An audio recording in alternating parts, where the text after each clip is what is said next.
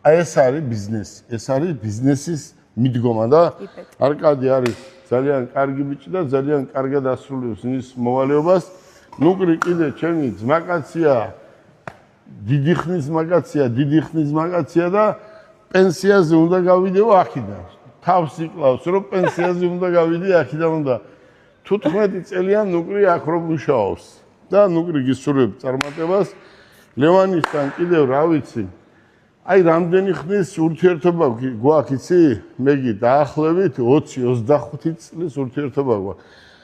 ლევანი პატრულში მუშაობდა და პირველად აქ რომ მოვედი, აქ იყო მთა და შემოვედი მანქანი და ამას ათვალიერები და ლევანი დამადგა თავზე. და მე ვიმი ვაკ რა გინდობა ამ საღამოს. მე ვთხარი ხაზაო, გეგმაო რაღაცა, რას გეგმაო გასო ამ საღამოს, რა საქმე გაქვს? იქიდან გავიცანით ერთმანეთი, ძმაკაცობთ, მაგრამ როგორი ძმაკაცობა და ურთიერთობა გვაქვს, იცი? კაცური და ქართული. ან უნდა იძმაკაცო ოჯახით, ან ესე არა. თქვენ რო გაგიცანით, პირველი თქვენი მეუღლე მოვიდა, მოგაყვანი. დავძმაკაც მეგობრობთ, ხო? მე ქართული ადაწესების მიხედვით წავიდა მიჭახუნება.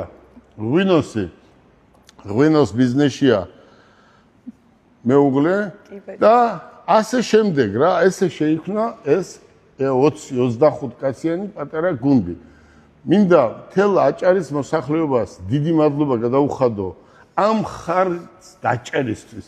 მე არ ვიცი აი გუშინ მე და ლევანი ერთი კრუგი დავარტყით და იმდენად კარგი გოგო ბიჭები არიან ამ აჭარაში.